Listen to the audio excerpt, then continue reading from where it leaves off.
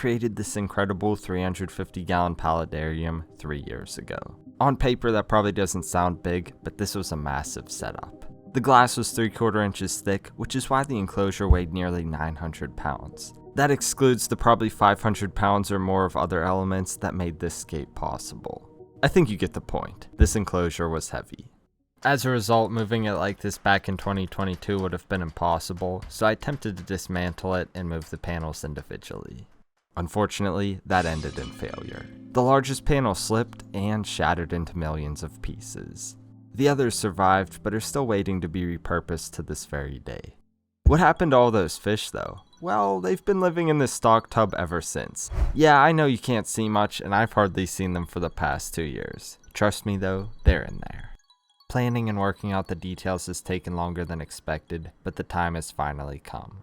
The old paludarium was made possible by collaborating with my friends at Custom Aquariums, so it only made sense to team up with them again for this one. I went with their standard 180-gallon tall aquarium, which I know sounds smaller, but despite its size, the old setup held the same volume of water. The rest was just inhabited by plants. Anyway, things got started when the tank arrived last June. I took measurements and built a stand from dimensional lumber.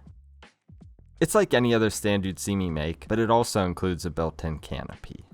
The exterior work made it look fantastic, but I can't finish it without the tank. It weighs nearly 400 pounds though, so I was not moving it on my own.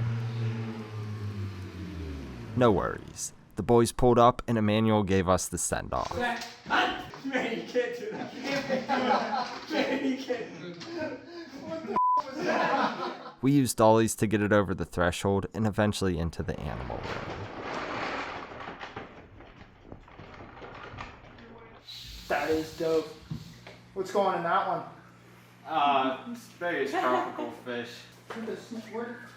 That should be your new profile picture. What? So amazing. That. After adding light, which my friends at Reef Bright provided, the stage for greatness was set. These tanks include an extremely beneficial feature, removable braces.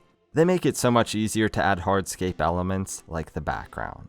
Thankfully, the faux rock background from Universal Rocks that I used in the old paludarium is still viable. However, it had been sitting outside for over a year, was dirty, and covered in foam. The pressure washer made quick work of all that. The panel also had to be cut to a smaller size because the old tank was nearly 2 feet taller than this one.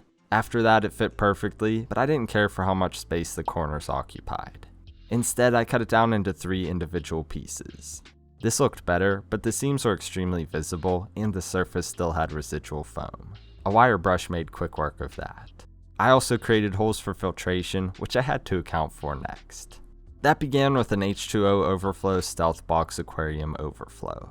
The install was simple. I sent it through the holes in the back, put a gasket between, and locked it down within the box itself. I also rough plumbed the stand pipes, which I later cemented, as well as the bulkheads for the returns. Now I could install the background for real. I applied silicone to the high points on a side panel, clamped it down, and used whatever I could find to keep it in place while it cured.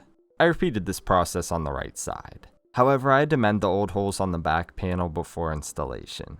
With scrap, silicone, and pigments, that task was a breeze. It just took some finesse to blend it all together.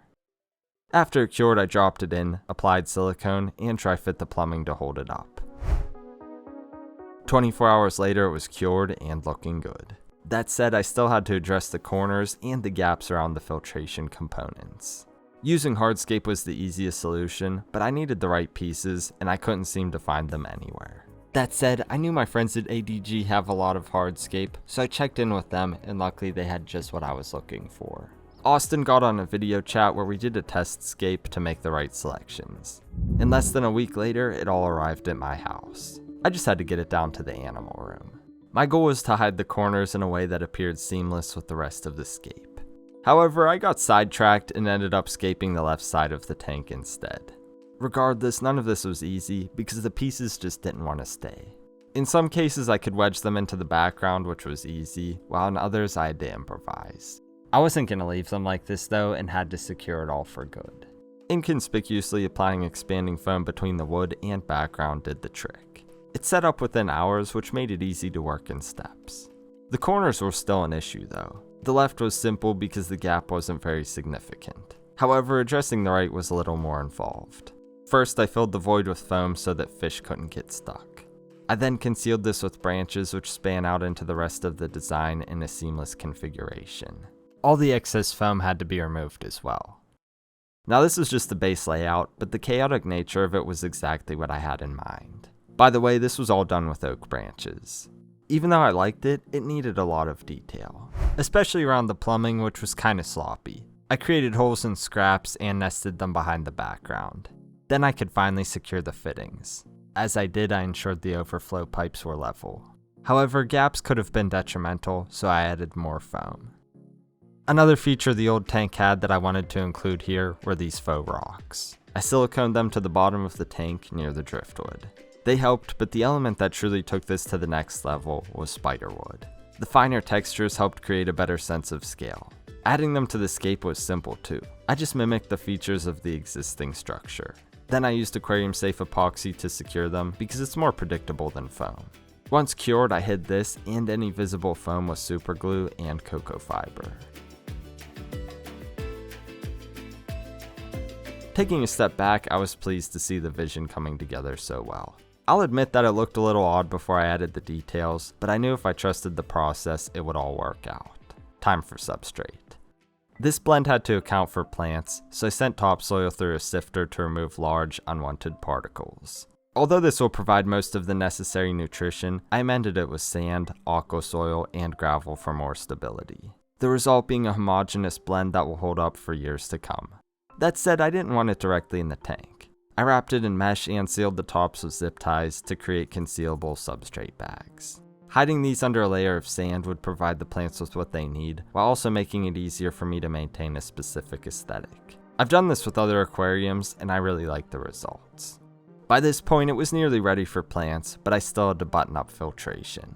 I cemented various PVC pieces together and into the overflow. With that, it was ready for tubing, which I strapped to the stand and secured with hose clamps for a clean install. I left a spot in the front for the same seamless sump as the old tank. The only difference is that it has a new baffle tub to accommodate the auxiliary overflow. I installed the filter sock and tubing accordingly. Then I added a bag of various cycled biomedias, including the same custom aquariums media from the old tank. Previously, I used their baskets, but because I have larger items, I decided to use a bag instead. Finally, I added the return pump. It includes an adjustable ball valve and a splitter since there are 2 returns. Now it was ready for plants, but I needed a lot of them, and I mean a lot. So I teamed up with my friends at Boost Plant. I've been using their plants for a while now in tanks like the Danioscape and really like the quality. I contacted them to see if they wanted to provide plants for this tank, and they sent me a box full of things that I thought would be perfect for this design. I unpacked the epiphytes first, and it was a beautiful sight, don't you think? I sprayed them down and got to work removing the rock wool. Unrelated, but I keep these pots and the rock wool to propagate cuttings in my quarantine room so nothing goes to waste. Anyway, I wedged the rhizomes within the scape, working from the larger plants down. Seeing these pops of green emerge was just so satisfying, and I thought it looked incredible. That said, I had to continuously spray as I planted to preserve everything. As I worked down, the smaller plants added even more texture. You gotta love it. Next up were the Amazon swords. They may look large here next to my hands, but in the tank, not so much. This probably helps give a better sense as to how large this aquarium actually is. Anyway, I added these throughout the back where I felt they looked good, while also keeping in mind how large they get. I don't want them to take away from all the work I did with the hardscape as they grow in. Another feature I really liked from the Danio tank was the crypt carpet. So much in fact that I wanted to do it again here. It took forever to unpackage and split all these down into separate plants, and even longer to add to the aquarium. There were easily hundreds of them. Again, I kept in mind how these will appear as they grew, and added them accordingly. Lastly, I peppered in some Sagittaria to get a different texture going. I'm really pleased with how all the plants arrived, and I also secured a discount. If you're looking for plants or hardscape, you can get 10% off at Boost Plant with code SERPA. It's not an affiliate code, so I don't get any kickback or anything like that. It's just a discount for you. I'll leave all the information for that down in the video description.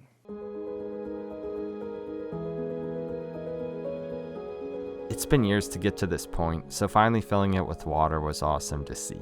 However, all of that happened over 2 months ago, and it's changed a lot since. Also, I know the old paludarium had a drip wall, plants growing out the top, and other interesting things, which may have you thinking, why just an aquarium this time? That's the thing though, this is not what it appears to be. It has some very unique features that I've never seen before, but I was still working out the kinks, so I didn't want to show it yet. Plus, I still didn't get a good look at the fish by this point. Little did I know what would occur when I'd finally do that. I think that's where we'll end this one though, and continue the series next week. See you then, Serpa Squad.